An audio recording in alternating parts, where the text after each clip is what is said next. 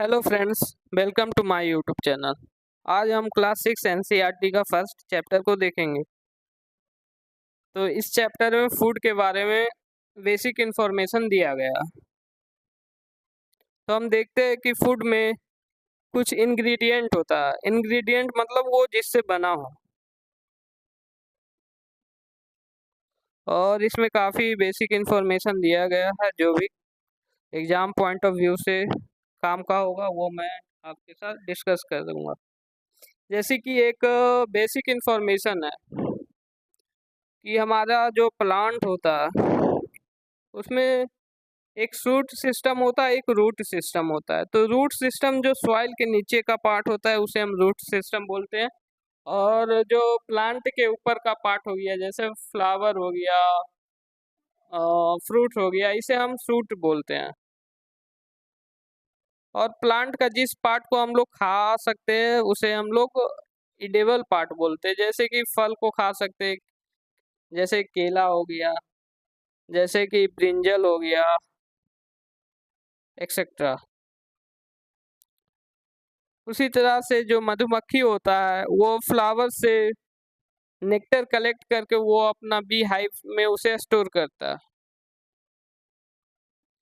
और तीन तरह का ऑर्गेनिज्म होते हैं, एक हर्बीवोर, एक कार्निवोर, एक ओमनिवोर। हर्बीवोर मतलब प्लांट ईटिंग एनिमल हो गया, जैसे रैबिट हो गया, गोट हो गया, काऊ हो गया। और कार्निवोर जैसे जो फ्लेश और अदर एनिमल को खाते हैं न्यूट्रिएंट के लिए, जैसे टाइगर हो गया, कैट हो गया। और एक ओमनिवोर जो कि दोनों प्लांट और एनिमल दोनों को खाते हैं, उसे ओमनिवोर्स बोलते हैं।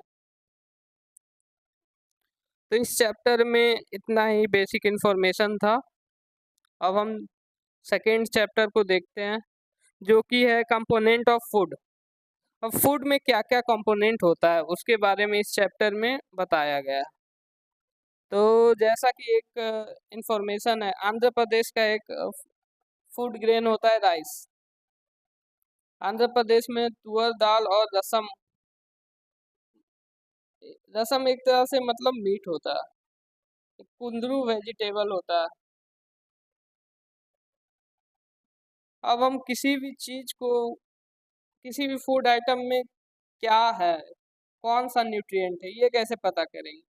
तो इसे पता करने का, अगर हमें स्टार्च के बारे में पता करना हो किसी फूड आइटम में स्टार्च है या नहीं है, तो हम आयोडीन सॉल्यूशन को उस फूड आइटम के ऊपर प्लेस करेंगे। अगर वो food item blue black colour में इंडिकेट करता है तो उसके अंदर स्टार्च होगा। सिमिलरली अगर हमें प्रोटीन के बारे में देखना हो, टेस्ट करना हो कि प्रोटीन है या नहीं उस किसी भी खाने में या फूड आइटम में, तो हम कैसे पता करेंगे? तो हम सिंपल सा एक वो उसका सॉल्यूशन लेंगे कॉपर सल्फेट का और कॉस्टिक सोडा का, और उसे प्लेस करेंगे उस फूड आइटम के ऊपर। अगर वायलेट कलर उस फूड आइटम पे इंडिकेट हो रहा है तो उसमें प्रोटीन है। उसी तरह अगर हम किसी भी चीज़ में देखना चाहते हैं कि फैट्स है या नहीं, तो फैट में क्या करेंगे, एक पेपर लेंगे, पेपर में उस फूड आइटम को रखेंगे और क्रश करेंगे। अगर ऑयली पैच डेवलप हो रहा है तो उस फूड आइटम में फैट है। अब वो कुछ सोर्सेस है कार्बोहाइड्रेट का, जैसे बाजरा हो गया, राइस हो गया, व्हीट हो गया। अब कुछ सोर्सेस है फैट्स का, जैसे ग्राउंड नट्स, प्लांट बेस है, और ये एग्स हो गया, फिश हो गया, ये एनिमल सोर्स ऑफ फैट है। और इसमें बताया गया है कि हमें इन सभी न्यूट्रिएंट का ज़रूरत क्यों होता है। प्रोटीन को बेसिकली बॉडी बिल्डिंग फूड बोला जाता है। विटामिन्स क्या करता है, हमारे शरीर को प्रोटेक्ट करता है डिजीज के अगेंस्ट। और एक विटामिन्स का बहुत सारा नाम होता है, टाइप होता है, जैसे विटामिन ए हो गया, सी हो गया, और एक विटामिन होता है बी कॉम्प्लेक्स। विटामिन ए का काम होता है हमारा स्किन और आइज को हेल्दी रखना। विटामिन सी का काम होता है किसी भी डिजीज के खिलाफ फाइट करना। विटामिन डी का काम होता है कैल्शियम बनाना, जो कि हड्डी के लिए ज़रूरी है। और कुछ सोर्सेस विटामिन ए का, जैसे मैंगो हो गया, कैरेट हो गया। कुछ विटामिन बी का सोर्स जैसे राइस हो गया, व्हीट हो गया। विटामिन सी का सोर्स हो गया ऑरेंज हो गया, गुआवा हो गया। और विटामिन डी का सोर्स हो गया एग हो गया, फिश हो गया। अब डाइटरी फाइबर किसे बोलते हैं? डाइटरी फाइबर मतलब जो भी हमारे बॉडी में, हमारे बॉडी को चाहिए, ताकि वो एक तरह से जो अनडाइजेस्टेड पार्ट है, उस अनडाइजेस्टेड फूड को वो, न्यूट्रिएंट को वो निकाल दे शरीर से, उसे ही डाइटरी फाइबर्स बोलते हैं। जैसे कि होल ग्रेन हो गया, पल्सेस हो गया, पोटैटोज हो गया, ये सब रफेज हो गया। और इसे डाइटरी फाइबर को रफेज भी बोला जाता है। और ये किसी भी टाइप का न्यूट्रिएंट नहीं देता है, ये बस हमारे बॉडी में को डिटॉक्सिफाई करता है। अब पानी का हमारे शरीर में जो काम है वो ऑब्जर्व करना है, न्यूट्रिएंट को ऑब्जर्व करना है फूड से। जो भी हम खाना खाते हैं उसमें जो भी न्यूट्रिएंट का एब्जॉर्प्शन हमारा बॉडी में होता है, वो काम है पानी का। और दूसरा काम है कि वो जितना भी टॉक्सिक और अनवेस्टेड पार्ट, वेस्ट मटेरियल है बॉडी में, उसे यूरिन और स्वेट के थ्रू बाहर निकाल लेता है। और बैलेंस डाइट क्या होता है? किसी भी चीज़ का टू मच नहीं होना और किसी भी चीज़ का कमी नहीं हो, उसे ही बैलेंस डाइट बोला जाता है। और हमारा कुछ अनहेल्दी कुकिंग प्रैक्टिसेस के चलते हमारा न्यूट्रिएंट लॉस हो जाता है। जैसे कि अगर आप ज़्यादा दाल को धोते हैं और चावल को, तो उससे विटामिन और मिनरल्स जो उसमें होता है वो चला जाता है। अब ज़्यादा प्रोटीन में जो होता है, अगर प्रोटीन जिस भी फूड में है, अगर आप उसमें ज़्यादा ओवर कुकिंग और ओवर वाटर उसमें दे रहे हैं, तो उससे प्रोटीन खत्म होने लग जाता है। विटामिन सी कैसे खत्म होता है? ज़्यादा हीटिंग करने से फूड को। अब डिफिशियंसी क्या होता है? किसी भी मिनरल्स, विटामिन और न्यूट्रिएंट का कमी से जो भी डिजीज होता है, उसे डिफिशियंसी डिजीज बोला जाता है।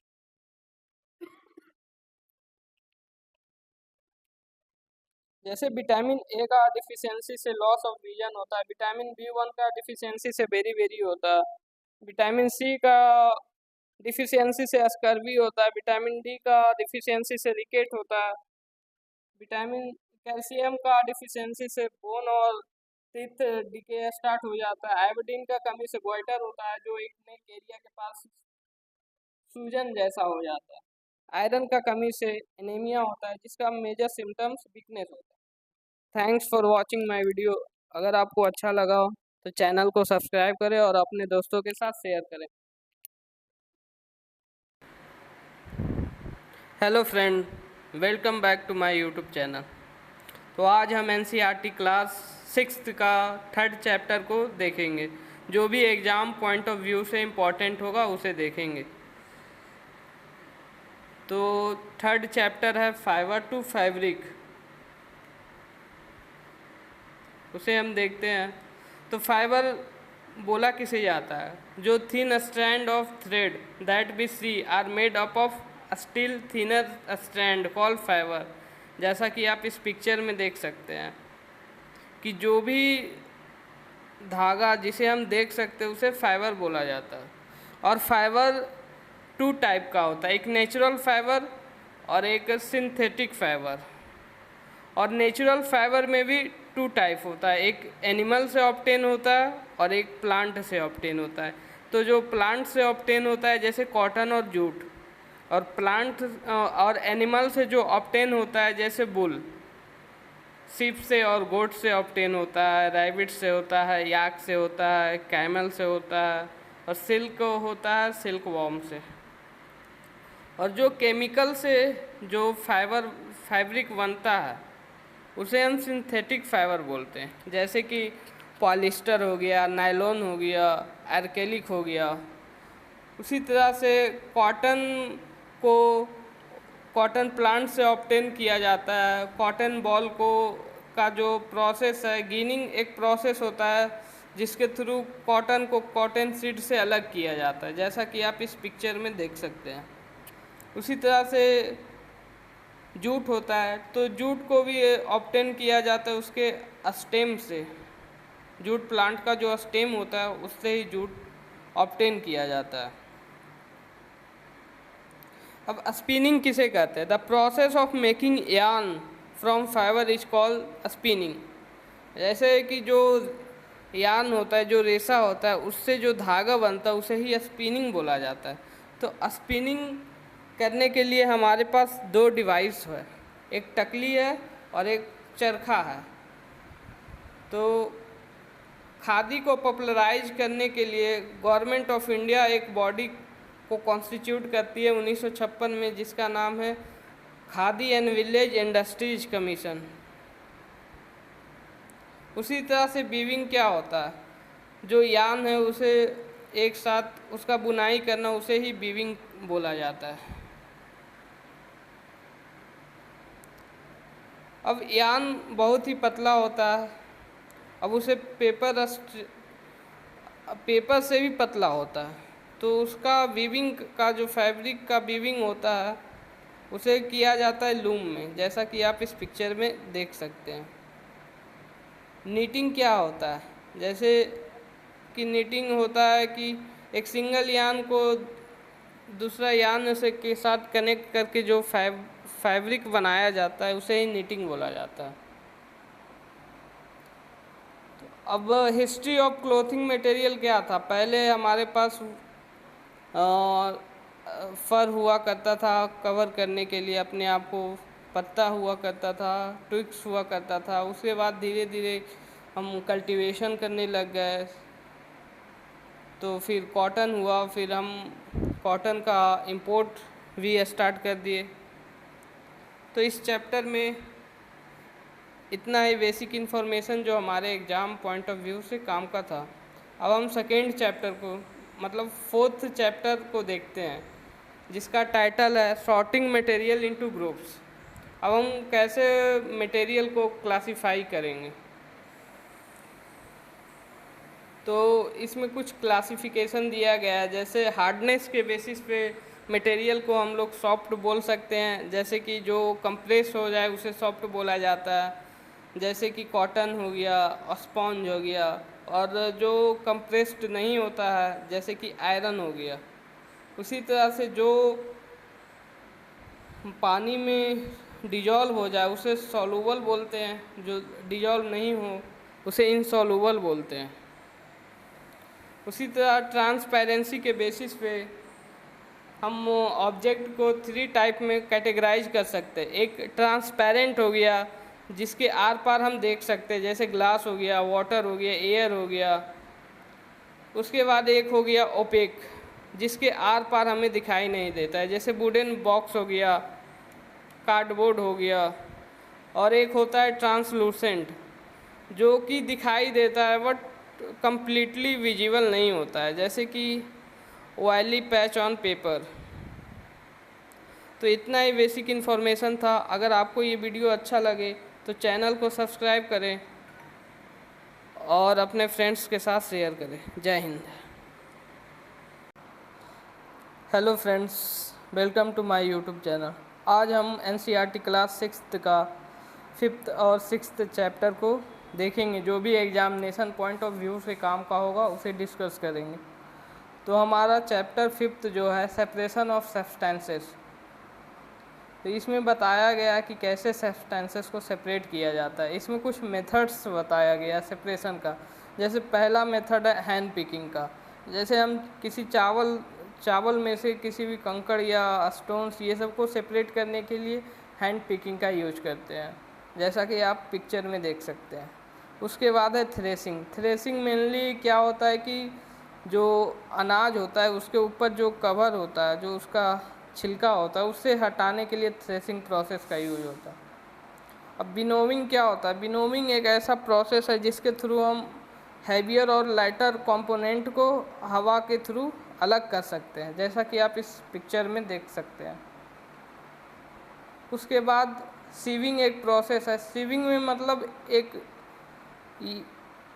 जाली जैसा लगाया जाता है, उसके थ्रू जैसे कि आप देख सकते हैं इस पिक्चर में, पेबल और स्टोन को अलग किया जा रहा है सैंड से। फिर आता है सेडिमेंटेशन, डिकेंटेशन एंड फिल्ट्रेशन। तो सेडिमेंटेशन क्या होता है कि अगर आप पानी में कुछ भी हैवियर पार्ट को डालते हैं तो वो सेटल्ड डाउन हो जाता है, नीचे बैठ जाता है जाके पानी का। डिकेंटेशन क्या होता है कि जो आप हैवियर पार्ट या फिर जो भी सैंड, ग्रेवल्स, ये सब पानी में डालते हैं तो वो नीचे बैठ जाता है और उसे हटा लिया जाता है पानी के साथ में। उस प्रोसेस को डिकेंटेशन बोला जाता है। फिर एक प्रोसेस होता है फिल्ट्रेशन। जैसा कि आप मतलब चाय को एक स्टेनर के द्वारा चाय पत्ती से अलग किया जाता है। फिर एक प्रोसेस है एवापोरेशन। एवापोरेशन में मतलब मेनली सॉल्ट और वाटर को अलग किया जाता है, क्योंकि वाटर जो है वेपर बन के एवापोरेट हो जाता है और सॉल्ट रह जाता है। उसके बाद कंडेंसेशन है। कंडेंसेशन में मतलब यूजुअली वाटर वेपर जो होता है वो कन्वर्ट हो जाता है लिक्विड फॉर्म में।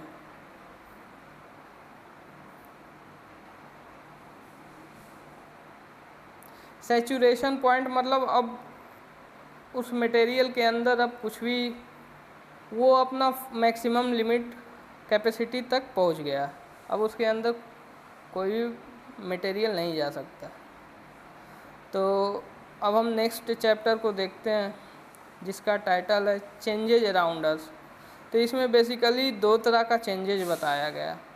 रिवर्सिबल चेंज, जैसे कि एक बैलून को आप लीजिए और फुलाइए, फुलाने के बाद उसका फिर हवा निकालने के बाद फिर बैलून वैसा ही हो जाता है, तो ये हुआ रिवर्सिबल चेंज। इरिवर्सिबल मतलब एक आप बैलून लिए और उसे फुलाए और एक पिन पॉइंटेड ऑब्जेक्ट से उसे फोड़ दिए तो फिर उसमें हवा नहीं भरेगा, ये हो गया इरिवर्सिबल चेंज।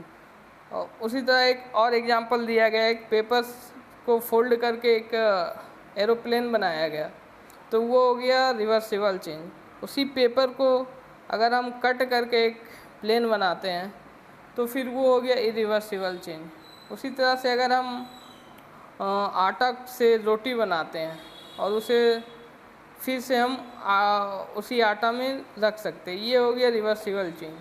और आटा का रोटी को बेक कर लिया जाता है तो वो हो गया इरिवर्सिबल चेंज।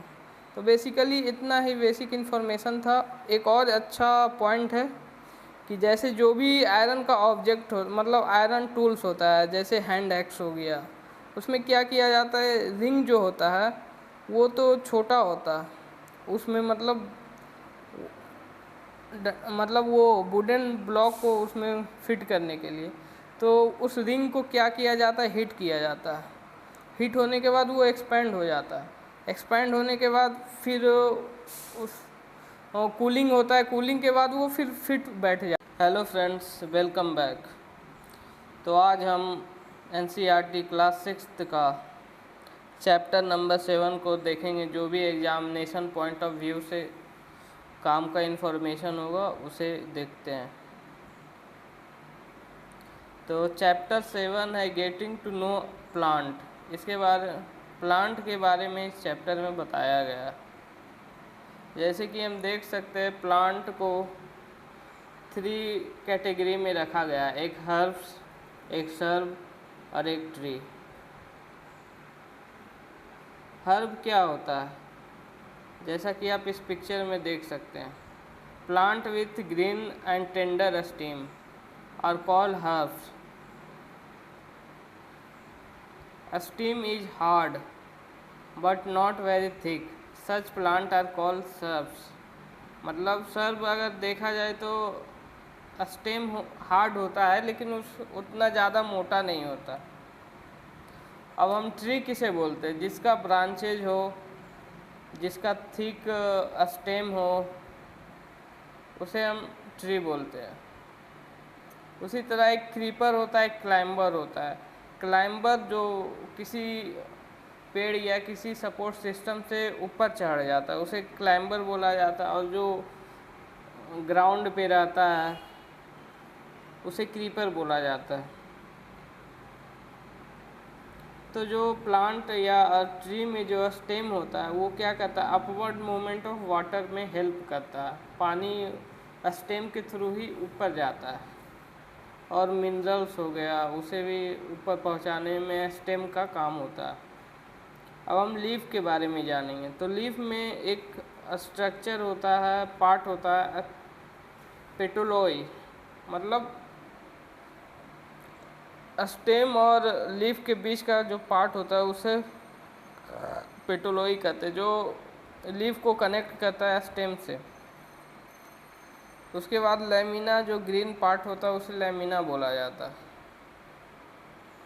अगर आप इस लीफ को देखेंगे तो इसमें बहुत सारा लाइंस है, इस लाइन को वेन बोला जाता है। और एक जो बीच से लाइन है उसे मिड रिब बोला जाता है। और इसी तरह लीफ वेनेशन जो होता है वो 2 टाइप का होता है, एक रेटिकुलेट एक parallel venation. Parallel venation actually ये लीफ मतलब ये ग्रास में ज़्यादातर होता है। ट्रांसपीरेशन मतलब जो इवापोरेशन होता है प्लांट के थ्रू उसे ट्रांसपीरेशन बोला जाता है। फोटोसिंथेसिस आपको पता ही होगा, इसमें क्या होता है कि फूड प्लांट जो है अपना फूड बनाते हैं, कैसे CO2 लेके O2 रिलीज करता है प्लांट। अब रूट का काम है मिट्टी को पकड़े रहना, एंकर करना।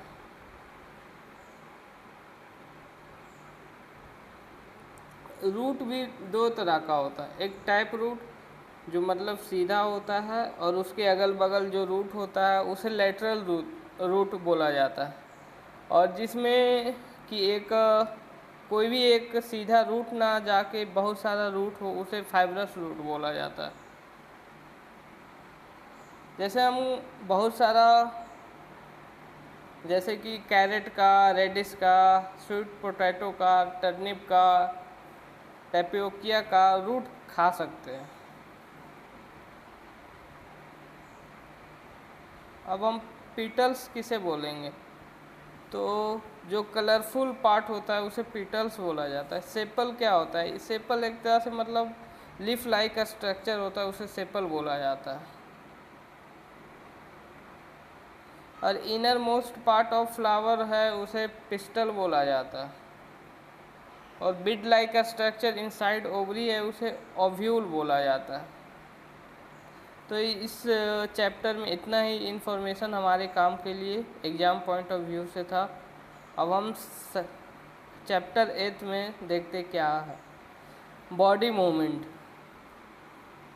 तो बॉडी हमारा कैसे मूव करता है, तो आप देखिए जहाँ भी मूवमेंट होता है वहाँ एक जॉइंट होता है, तभी हो पाता है मूवमेंट, क्योंकि वो रोटेट करने में मदद करता है हमारे बॉडी में। जैसे एल्बो हो गया, शोल्डर हो गया, नेक हो गया। और कैविटी किसे बोला जाता है, जिसमें बोन को फिट किया जाता है, जैसा कि आप इस पिक्चर में देख सकते हैं।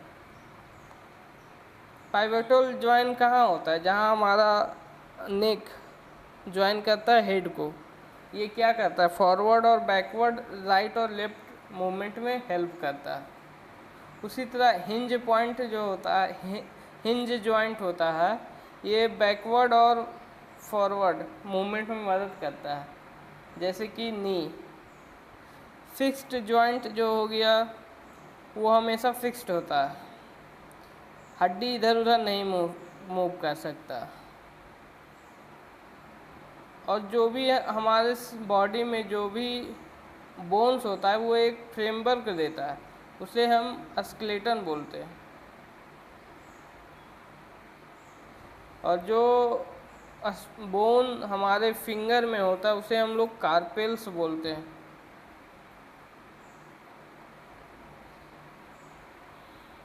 अब रिब केज क्या होता है, they join the chest bone, मतलब चेस्ट बोन और बैकबोन को जो टुगेदर ज्वाइन करते हैं। जो हड्डी चेस्ट बोन और बैकबोन को ज्वाइन करता है उसे रिब केज बोला जाता है। और rib cage 12 number on each side of chest, 12 होता है दोनों साइड, चेस्ट का दोनों साइड 12 रिब होता है। अब बैकबोन क्या होता है? बैकबोन एक हड्डी होता है जो हमारा इधर मतलब लोअर नेक से लेके बैक तक मतलब कमर तक जो हड्डी होता है बहुत छोटा छोटा हड्डी से बना हुआ होता है, उसे वर्टिब्रेट बोला जाता है। और इसमें 33 वर्टिब्रे होता है। अब जो हमारे शोल्डर के पास जो बोन होता है वो क्या, वो मतलब दो बोन होता है मेनली। अब एक पेल्विक बोन्स होता है जो कि क्या करता है, हमारे बॉडी को एक सपोर्ट देता है जैसे कि बैठने में। कार्टिलेज क्या होता है? Some additional part of skeleton that are not as hard as bone, जैसे कि अपर ईयर में हो गया, वहाँ कार्टिलेज होता है, वो सॉफ्ट बोन होता है, मतलब सॉफ्ट होता है, बोन जैसा हार्ड नहीं होता। कार्टिलेज जॉइंट में भी पाया जाता है। अब मसल से वो काम कैसे करता है?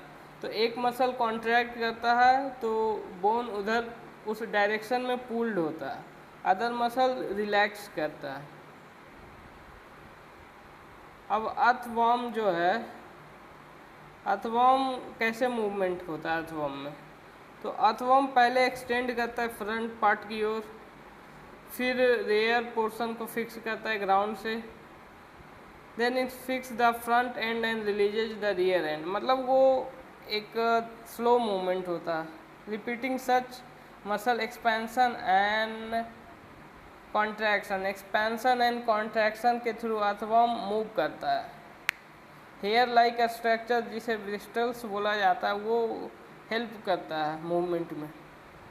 उसी तरह स्नेल में होता है, स्नेल में सेल होता है। सेल क्या होता है? आउटर स्केलेटन होता है जो कि हड्डी से ना बन, जो हड्डी से नहीं बना हुआ होता। सेल होता है एक सिंगल यूनिट, वो मूवमेंट में हेल्प करता है। उसी तरह कॉकरोच में क्या होता है? कॉकरोच भी 3 पेयर ऑफ लेग होता है कॉकरोच में, जो उसे चलने में मदद करता है। उसी तरह बर्ड में क्या होता है कि birds like ducks and swans also swim in water, कुछ पक्षी जो होता है पंछी, वो जैसे डक हो गया, स्वान्स हो गया, वो पानी में भी तैर पाता है। बर्ड क्यों फ्लाई करता है? क्योंकि उसका बॉडी वैसा स्ट्रक्चर्ड है।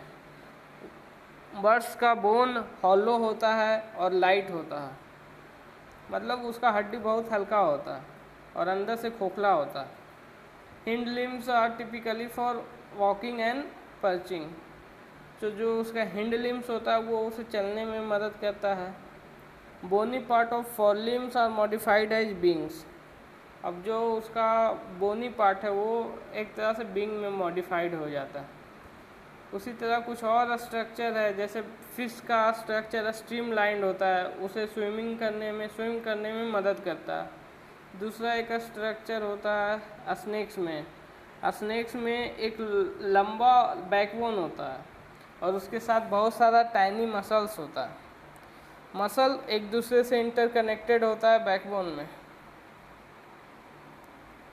और जब भी सांप चलता है तो एक लूप बनाता है, ये लूप ही सांप को आगे बढ़ने में मदद करता है।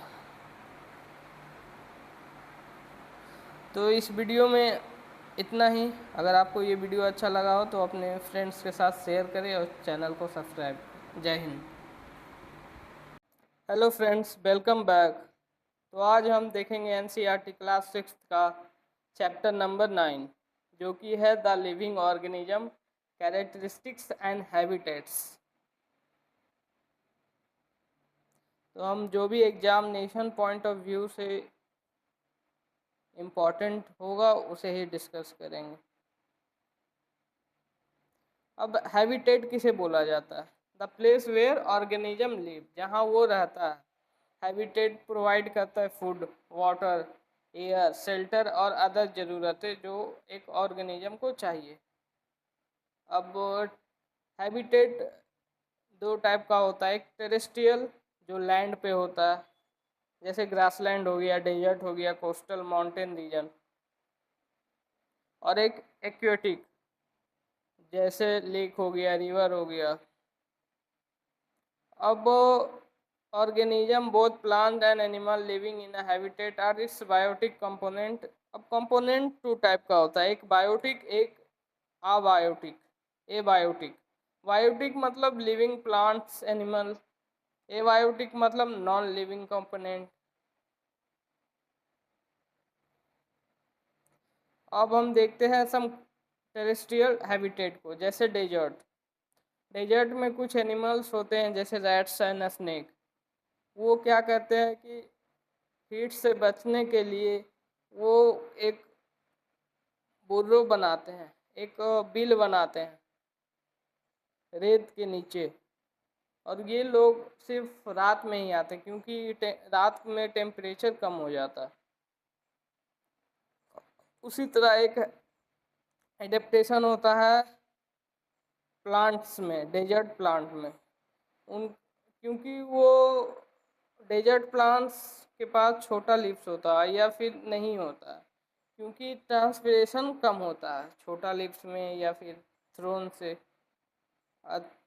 ताकि वो सस्टेन कर पाए उस इन्वायरमेंट में। उसके बाद एक और एडाप्टेशन होता है कि stem is covered with a thick waxy layer to retain water in the tissue of cacti.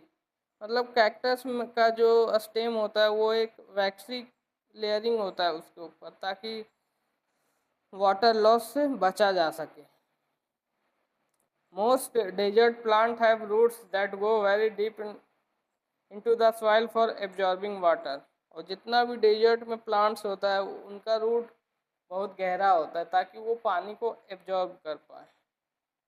अब माउंटेन रीजन में क्या होता है, माउंटेन रीजन में जो एनिमल होता है उसका स्किन और फर होता है उसे ठंड से बचाने के लिए। जैसे याक होता है, याक के पास लंबा बाल होता है। जैसे स्नो लेपर्ड हो गया, उसके पास थिक फर होता है।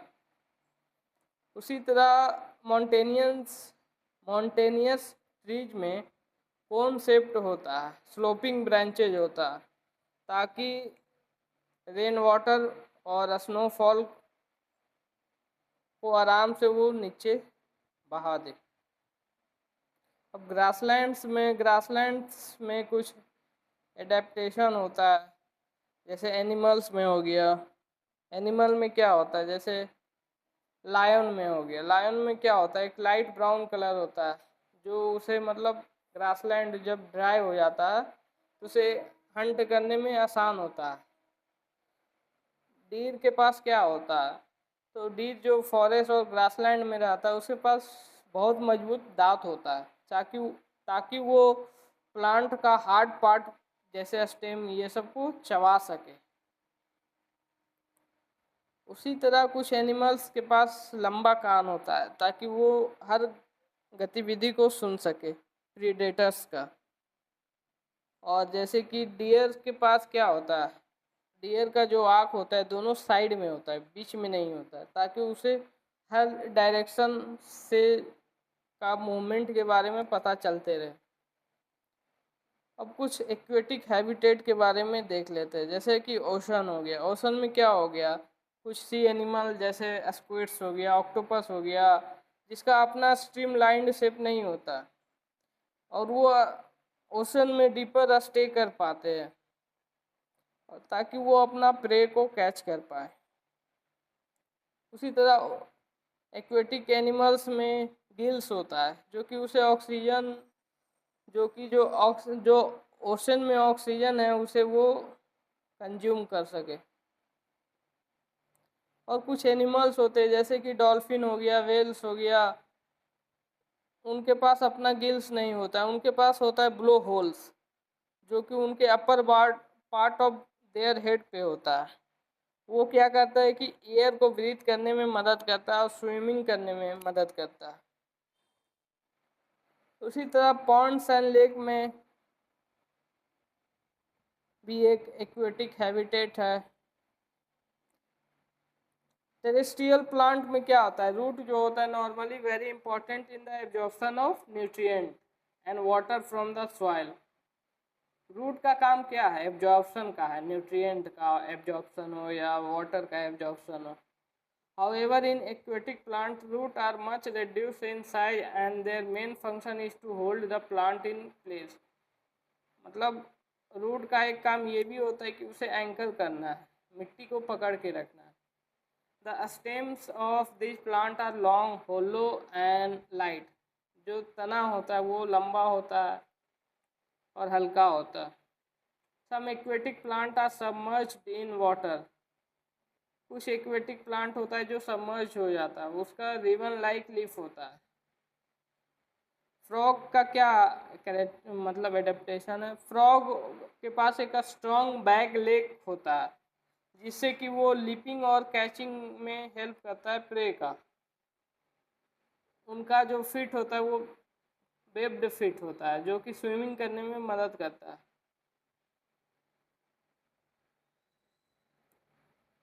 अब फूड क्यों ज़रूरी है, क्योंकि फूड से एनर्जी मिलता है और हर ऑर्गेनिज्म को एनर्जी चाहिए अपना लाइफ प्रोसेस को कंटिन्यू करने के लिए।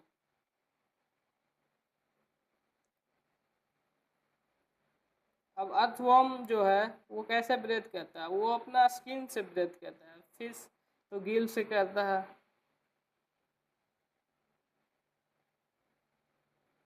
अब स्टिमुलाई क्या होता है, changes in our surrounding that makes us respond to them. जैसे कि हो गया, हमें अपना अगर कोई भी फेवरेट खाना दिख जाए तो मुंह में पानी आ जाता है, तो वो एक स्टिमुलाई हो गया, एक रिस्पॉन्ड हो गया। जैसे कि कॉकरोच, अगर किसी रूम में कॉकरोच है और उस रूम का लाइट ऑन करने से सारा कॉकरोच भागने लग जाता है। जैसे touch me not, touch me not एक प्लांट होता है जिसे छूने से वो क्लोज हो जाता है। एक एक्सक्रेशन क्या होता है, process of getting rid of waste. मतलब वेस्ट को बॉडी से, ऑर्गेनिज्म का बॉडी से उसे बाहर करने का प्रोसेस एक्सक्रेशन होता है।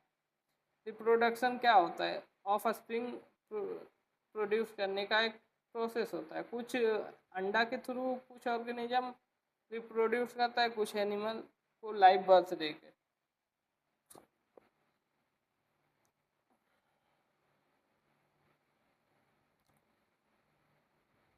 अब जो प्लांट है वो मतलब उसका मूवमेंट कैसे होता है, तो प्लांट में जो भी वाटर हो गया, मिनरल्स हो गया और फूड हो गया, वो कैसे मूव करता है, वो मूव करता है कुछ सेल्स के कारण।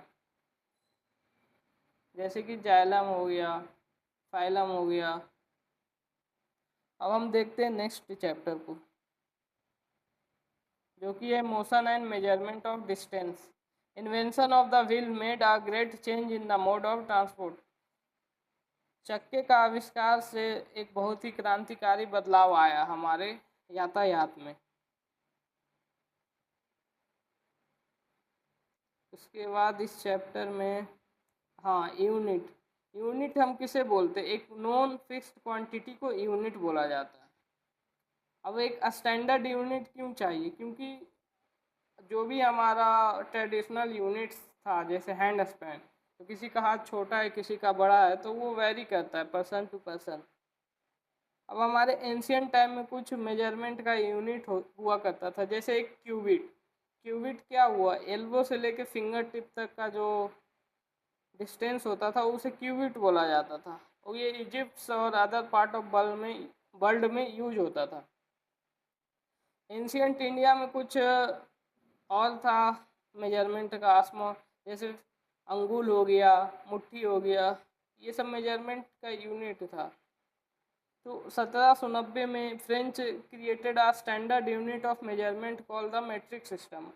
1790 में एक मेट्रिक सिस्टम का स्टैंडर्ड यूनिट बनाया जाता है। उसके बाद the system of unit now use is known as international system of unit. SI unit of length या मीटर।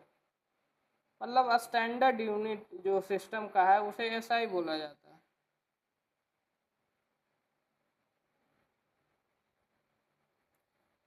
अब मोशन जो है वो क्या करता है, चेंज करता है किसी भी ऑब्जेक्ट का पोजीशन में।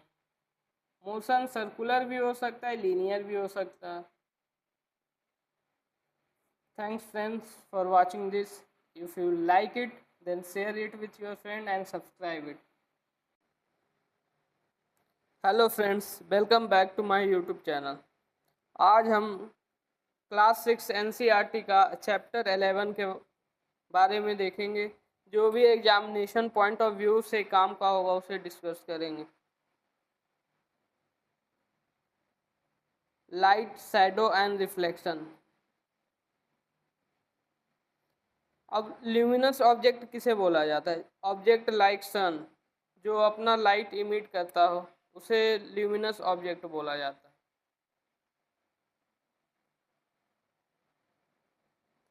और what exactly are shadow? Shadow क्या होता है? मतलब किसी भी ऑब्जेक्ट के किसी भी ऑब्जेक्ट के सामने से एक सोर्स ऑफ लाइट जब पास होता है तो एक शैडो बनता है। तो एक पिनहोल कैमरा के बारे में आप देख सकते हैं इस फिगर में कि पिनहोल कैमरा कैसे बनाया जाता है।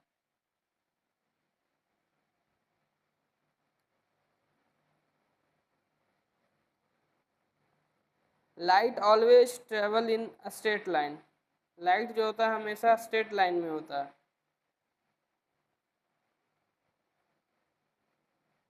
तो इतना ही बेसिक इन्फॉर्मेशन जो एग्ज़ाम पॉइंट ऑफ व्यू से हमारे काम का था। अब हम देखते हैं नेक्स्ट चैप्टर को, जो कि है इलेक्ट्रिसिटी एंड सर्किट। तो आप इलेक्ट्रिक सेल को देख सकते हैं।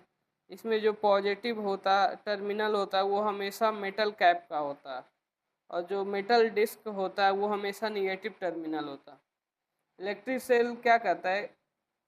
इलेक्ट्रिसिटी को प्रोड्यूस करता है जो उसके अंदर केमिकल स्टोर्ड होता है उससे।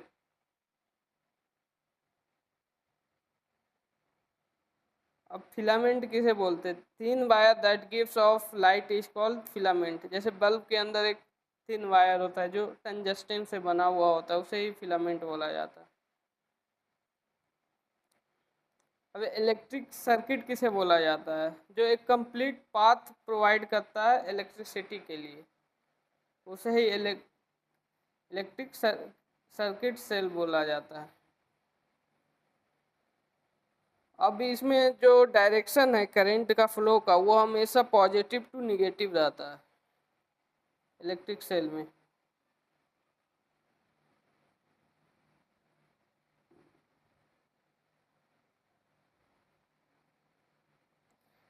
अब कंडक्टर किसे बोला जाता है? ऐसा मटेरियल जो इलेक्ट्रिसिटी को कैरी कर सके, जिसमें इलेक्ट्रिसिटी करंट पास हो सके, उसे कंडक्टर बोला जाता है। ठीक इसका ही उल्टा है इंसुलेटर, जिसमें इलेक्ट्रिसिटी नहीं पास होता है, उसे ही इंसुलेटर बोला जाता है। इंसुलेटर मेनली स्विचेज में, इलेक्ट्रिक पल्स प्लग्स में, सॉकेट ये सब में लगाया जाता है। इंसुलेटिंग मटेरियल होता है जैसे रबर हो गया, प्लास्टिक हो गया, ताकि कवर किया जा सके इलेक्ट्रिक वायर को, प्लग टॉप्स को, स्विचेज को, ताकि इलेक्ट्रिसिटी लोगों को ना लगे। तो इस वीडियो में इतना ही काम का था हमारे एग्ज़ाम पॉइंट ऑफ व्यू से। अगर आपको ये वीडियो अच्छा लगा हो तो अपने दोस्तों के साथ शेयर करें और चैनल को सब्सक्राइब करें। जय हिंद। Hello friends, welcome to my YouTube channel.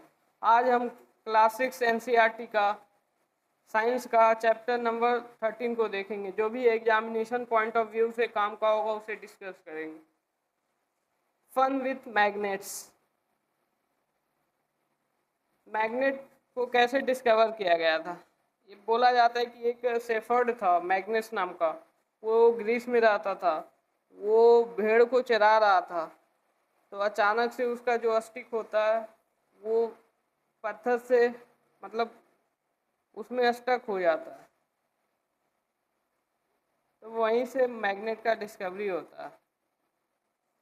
उसके बाद फिर मैग्नेट फिर बनाया भी जाता है, आर्टिफिशियली भी मैग्नेट को बनाने का प्रोसेस डेवलप हो गया है।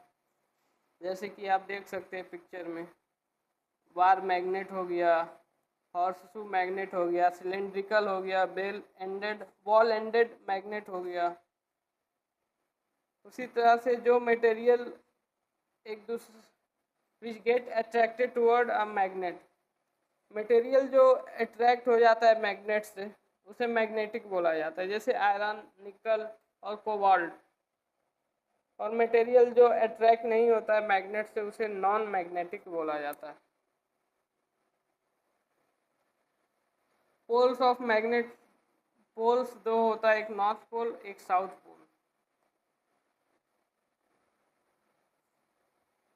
कैंपस कंपास एक डिवाइस होता है जिसके थ्रू डायरेक्शन को के बारे में हम लोग पता कर सकते हैं।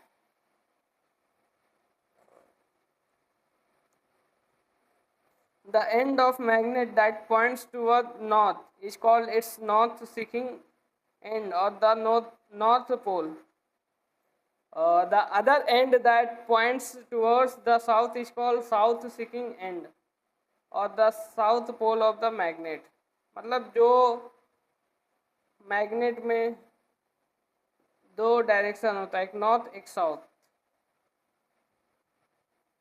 कंपास का जो नीडल होता है वो नॉर्थ साउथ डायरेक्शन पे होता है जब वो रेस्ट में होता है।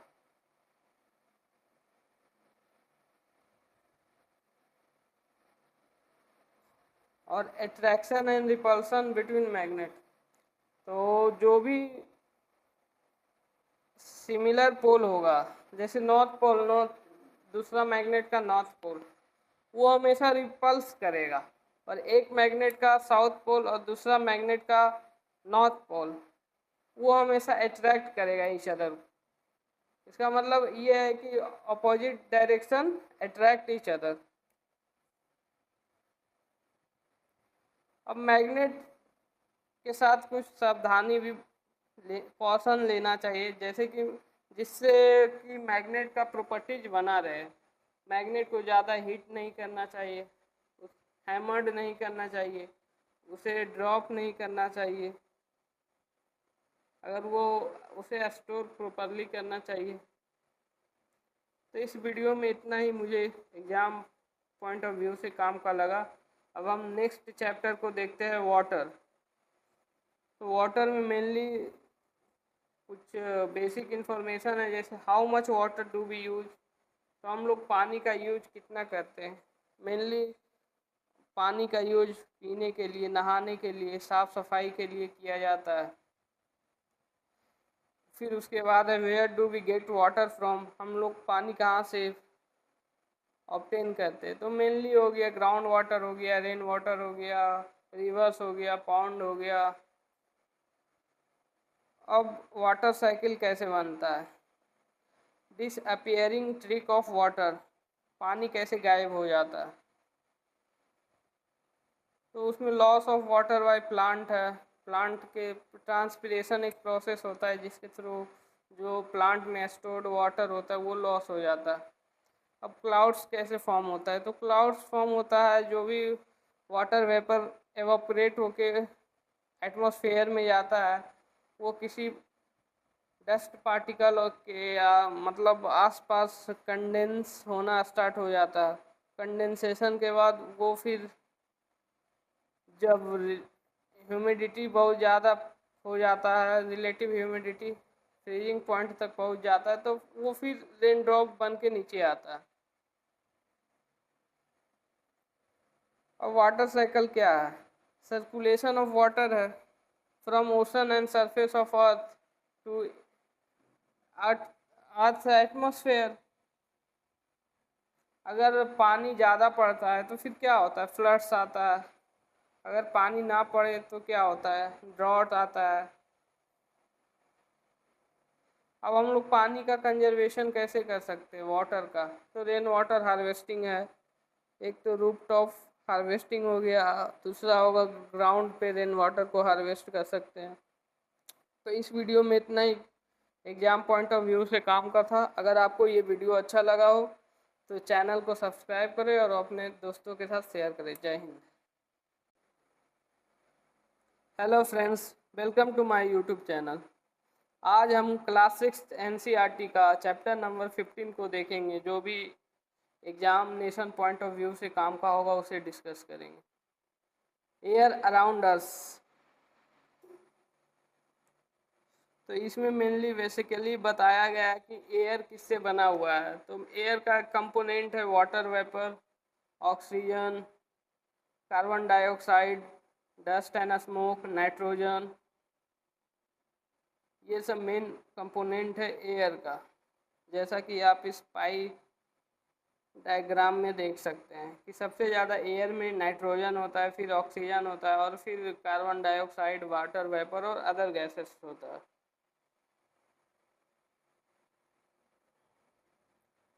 अब इसमें बोला गया how is the oxygen in the atmosphere replaced. जैसा कि आपको पता ही होगा, फोटोसिंथेसिस प्रोसेस में प्लांट जो है कार्बन डाइऑक्साइड को लेता है और ऑक्सीजन को रिलीज करता है। ठीक इसका उल्टा एनिमल्स और ह्यूमंस क्या करता है कि ऑक्सीजन को लेता है और कार्बन डाइऑक्साइड को छोड़ता है। तो इसके थ्रू एक बैलेंस बना हुआ होता है हमारे इन्वायरमेंट में। अब विंड मिल जो होता है उसके थ्रू हम लोग क्या कर सकते हैं, उसके थ्रू हम लोग वाटर ट्यूबवेल से निकाल सकते हैं और जनरेट कर सकते हैं इलेक्ट्रिसिटी को। तो इस चैप्टर में इतना ही काम का था। अब हम देखते हैं नेक्स्ट चैप्टर को, जो कि है garbage in and garbage out. हमारे प्रधानमंत्री ने 2 अक्टूबर 2019 को स्वच्छ भारत मिशन लॉन्च किया, जिसका एम था ओपन डेफिकेशन फ्री इंडिया, जो कि खुले में शौच होता है उसको रोकने के लिए स्वच्छ भारत अभियान लाया गया। डीलिंग विथ गार्बेज, गार्बेज को कैसे डील किया जाता है। तो जितना भी एक सिटीज या टाउन में जितना भी गार्बेज होता है उसे एक लैंडफिल में ले जाया जाता है, फिर उस लैंडफिल में उसे डिकम्पोज कर दिया जाता है। तो इस चैप्टर में बेसिक सा इतना ही बेसिक इंफॉर्मेशन है। वर्मी कंपोस्टिंग क्या होता है। The method of preparing compost with the help of redworms is called vermicomposting. Basically जो रेडवॉर्म होता है उसके थ्रू जो कंपोस्ट तैयार किया जाता है उसे उस प्रोसेस को वर्मी कंपोस्टिंग बोला जाता है।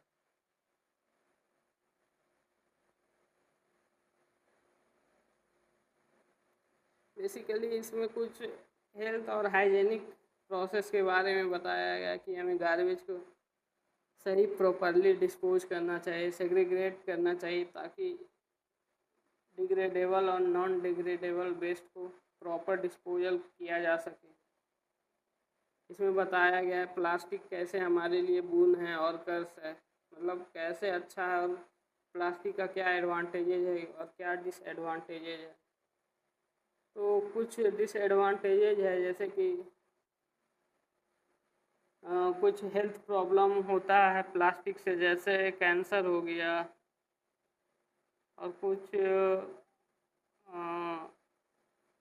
इसका एडवांटेजेज है कि इससे टॉयज बनता है, शूज बनता है, बैग्स बनता है, पेन्स बनता है, एक्सेट्रा।